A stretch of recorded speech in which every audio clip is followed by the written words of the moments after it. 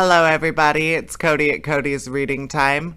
I'm back again with another story out of the Crimson Fairy book. This one is called Little Wildrose. I hope you enjoy it, and if you do enjoy my narrations, please subscribe.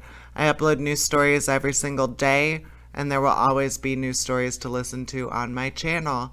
Alright, let's get started on Little Wildrose. Here we go. Once upon a time, the things in this story happened, and if they had not happened, then the story would have never been told. But that was the time when wolves and lambs lay peacefully together in one stall, and shepherds dined on grassy banks with kings and queens. Once upon a time then, my dear good children, there lived a man. Now this man was really 100 years old, if not full 20 years more, and his wife was very old too. How old I do not know, but some said that she was as old as the goddess Venus herself. They had been very happy all these years, but they would have been happier still if they had had any children. But old though they were, they had never made up their minds to do without them, and often they would sit over the fire and talk of how they would have brought up their children if only had some come to their house. One day, the old man seemed sadder and more thoughtful than was common with him, and at last he said to his wife, "Listen to me, old woman." "What do you want?" asked she. "Get me some money out of the chest, for I am going on a long journey, all through the world, to see if I cannot find a child, for my heart aches to think that after I am dead, my house will fall into the hands of a stranger. And this, let me tell you, that if I never find a child, I shall not come home again."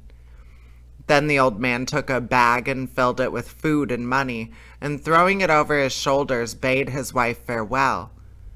For long he wandered and wandered and wandered, but no child did he see. And one morning his wanderings led him to a forest which was so thick with trees that no light could pass through the branches.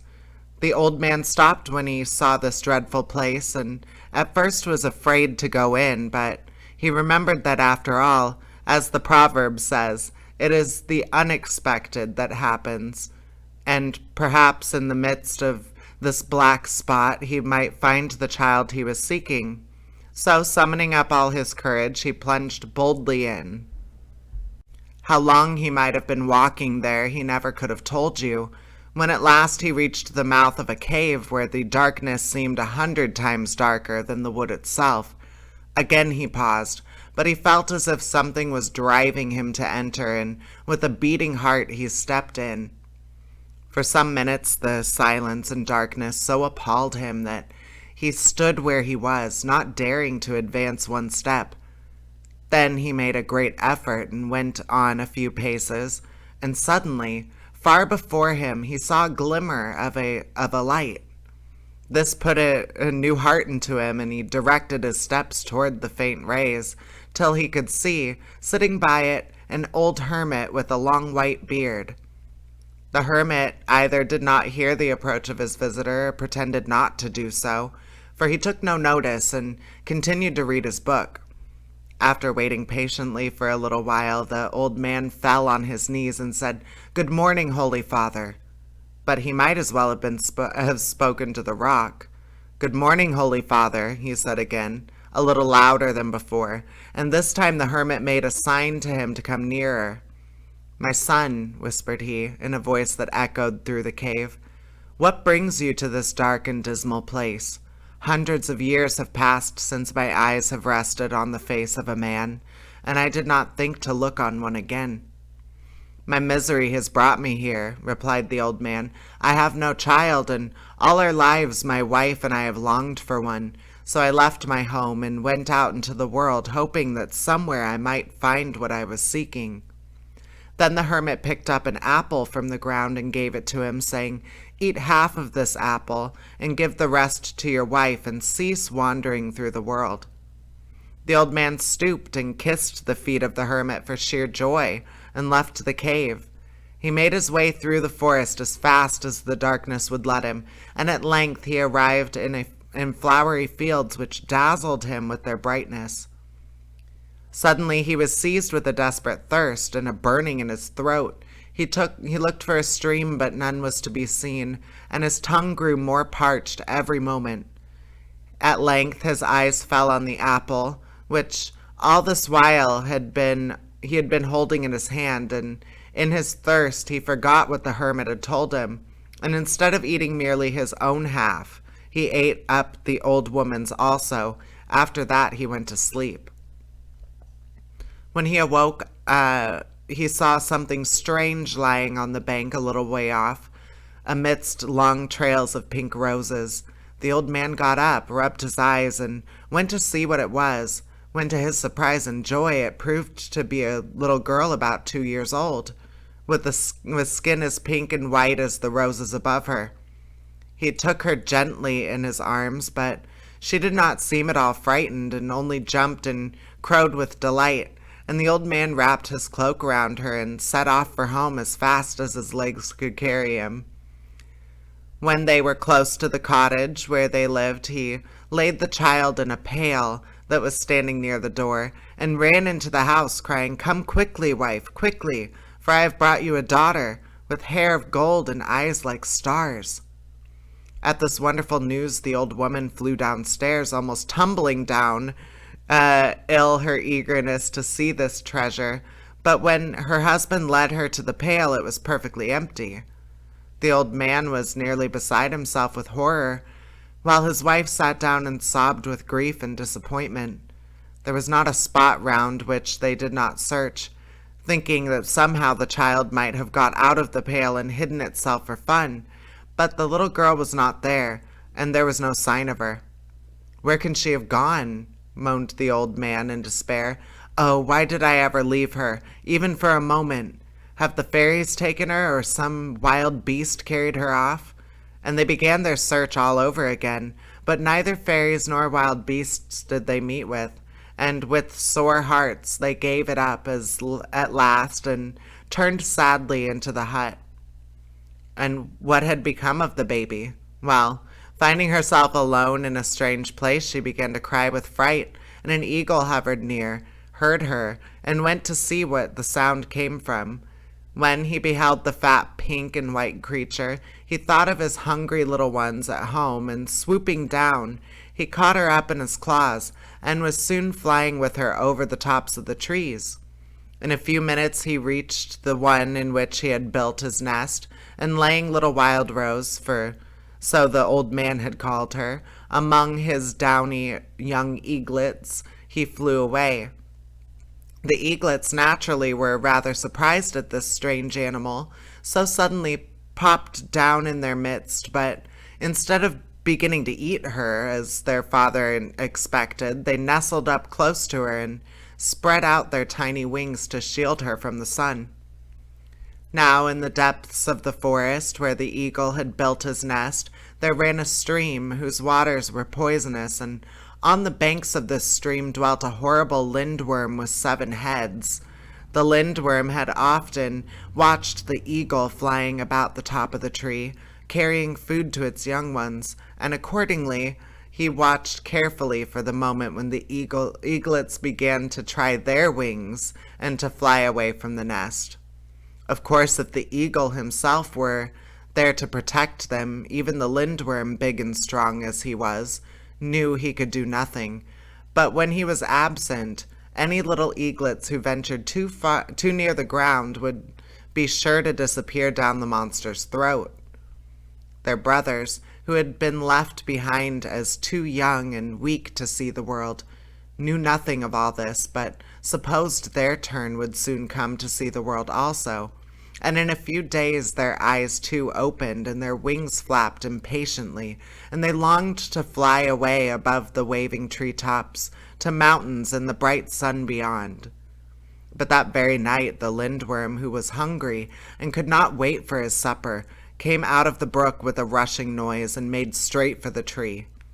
2 eyes of flame came creeping nearer and nearer, and 2 fiery tongues were stretching themselves out closer to the little birds who were trembling and shuddering in their farthest corner of the nest.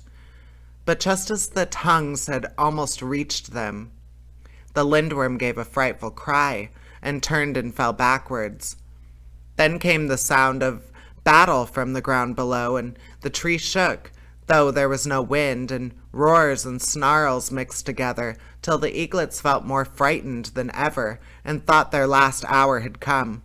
Only Wildrose was undisturbed, and slept sweetly through it all. In the morning the eagle returned and saw traces of a fight below the tree, and here and there a handful of yellow mane lying about, and here and there hard scaly substance. When he saw that, he rejoiced greatly and hastened to the nest. "Who has slain the lindworm?" he asked of the children. There were so many that he did not know at first, not at first miss the two which the lindworm had eaten, but the eaglets answered that they could not tell, only that they had been in danger of their lives, and at the very last moment they had been delivered. When the sunbeam had struggled through the thick branches and caught Wildrose's golden hair as she lay curled up in the corner, the eagle wondered, as he looked, whether the little girl had brought him luck, and it was her magic which killed the enemy. "Children," he said, "I have brought her here for your dinner, and you have not touched her. What is the meaning of this?" But the eaglets did not answer, and Wildrose opened her eyes and seemed 7 times lovelier than before. From that day Wildrose lived like a little princess. The eagle flew about the wood and collected the softest, greenest moss he could find to make her a bed, and then he picked up with his beak all the brightest and prettiest flowers in the fields or on the mountains to decorate it. So cleverly did he manage it that there was not a fairy in the world of the forest who would not have been pleased to sleep there, rocked to and fro by the breeze on the treetops. And when the little ones were able to fly from their nest, he taught them where to look for the fruits and berries which she loved. So the time passed, and with each year Wildrose grew taller and more beautiful, and she lived happily in her nest and never wanted to go out from it, only standing at the edge in the sunset and looking upon the beautiful world. For company she had all the birds in the forest who came and talked to her, and for playthings the strange flowers which they brought her from afar, and the butterflies which danced with her. And so the days slipped away, and she was 14 years old. One morning the emperor's son went out to hunt, and he had not ridden far before a deer started from under a grove of trees, and he ran before him. The prince instantly gave chase, and where the stag led he followed, till at length he found himself in the depths of the forest, where no man before had trod. The trees were so thick and the wood so dark that he paused for a moment and listened, straining his ears to catch some sound to break a silence which almost frightened him. But nothing came, not even the baying of a hound or the note of a horn. He stood still and wondered if he should go on, when, on looking up, a stream of light seemed to flow from the top of a tall tree. In its rays he could see the nest with the young eaglets, who were watching him over the side. The prince fitted an arrow into his bow and took his aim, but before he could let fly, another ray of light dazzled him. So brilliant was it that his bow dropped, and he covered his face with his hands. When at last he ventured to peep, Wildrose, with her golden hair flowing around her, was looking at him. This was the first time she had seen a man. "Tell me how I can reach you," cried he. But Wildrose smiled and shook her head and sat down quietly. The prince saw that it was no use, and turned and made his way out of the forest. But he might as well have stayed there, for any good he was to his father, so full was his heart of longing for Wildrose. Twice he returned to the forest in the hopes of finding her, but this time fortune failed him, and he went home as sad as before. At length the emperor, who could not think what had caused this change, sent for his son and asked what was the matter.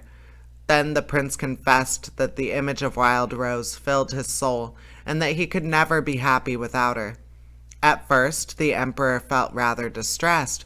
He doubted whether a girl from a treetop would make a good empress, but he loved his son so much that he promised to do all he could to find her. So the next morning heralds were sent forth throughout the whole land to inquire if anyone knew where a maiden could be found who lived in a forest on the top of a tree, and to promise great riches and a place at court to any person who should find her. But nobody knew. All the girls in the kingdom had their homes on the ground and laughed at the notion of being brought up in a tree. A nice kind of empress she would make, they said, as the emperor had done, tossing their heads with disdain, for having read many books they guessed that she was wanted for. The heralds were almost in despair when an old woman stepped out of the crowd and came and spoke to them. She was not only very old, but she was very ugly, with a hump on her back and a bald head. And when the heralds saw her, they broke into rude laughter. "I can show you the maiden who lives in the treetop," she said, but they only laughed the more loudly. "Get away, old witch," they cried. "You will bring us bad luck." But the old woman stood firm and declared that she alone knew where to find the maiden. "Go with her," said the eldest of the heralds at last. "The emperor's orders are clear, that whoever knew anything of the maiden was to come at once to court. Put her in the coach and take her with you." So, in this fashion, the old woman was brought to court. "You have declared that you can bring hither the maiden from the wood," said the emperor, who was seated on the throne. "Yes, your majesty, and I will keep my word," said she. "Then bring her at once," said the emperor. "Give me a kettle and a tripod," said the old woman, and the emperor ordered them to be brought instantly. The old woman picked them up and tucked them under her arm and went on her way, keeping at a little distance behind the royal huntsmen, who in their turn followed the prince. Oh, what a noise that old woman made as she walked along. She clattered to herself so fast and clattered her kettle so loud that you could have thought that a whole camp full of gypsies must be coming round the next corner. But when they reached the forest, she bade them all wait outside and entered the dark wood by herself. She stopped underneath the tree where the maiden dwelt, and gathering some dry sticks, kindled a fire. Next, she placed the tripod over it and the kettle on top. But something was the matter with the kettle. As fast as the old woman put it where it was to stand, that kettle was sure to roll off, falling to the ground with a crash. It really seemed bewitched, and no one knows what might have happened if Wildrose, who had been all the time peeping out over her nest, had not lost patience at the old woman's stupidity and cried out, "The tripod won't stand on that hill. You must move it."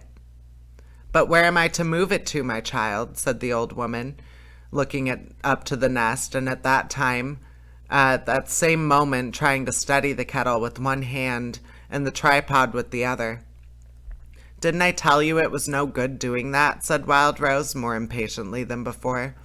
"Make a fire near a tree and hang the kettle from one of the branches." The old woman took the kettle and hung it on a little twig, which broke at once, and the kettle fell to the ground. "If you would only show me how to do it, perhaps I would understand," said she. Quick as thought, the maiden slid down the smooth trunk of the tree and stood beside the stupid old woman to teach her how things ought to be done. But in an instant, the old woman had caught up the girl and swung her over her shoulders and was running as fast as she could toward the edge of the forest where she had left the prince. When he saw them coming, he rushed eagerly to meet them, and he took the maiden in his arms and kissed her tenderly before them all. Then a golden dress was put on her, and pearls were twined in her hair, and she took her seat in the emperor's carriage, which was drawn by 6 of the whitest horses in the world, and they carried her without stopping to draw breath to the gates of the palace. And in 3 days the wedding was celebrated, and the wedding feast was held, and everyone who saw the bride declared that if anybody wanted a perfect wife, they must go to seek her on top of a tree. And that concludes that story. I hope you enjoyed it. And if you did, or if you do enjoy my narrations, please subscribe. I upload a bunch of new stories every day from different fairy tale books. There will always be new stories to listen to on my channel. So enjoy, get cozy with some stories. All right, take care, everybody. Bye-bye.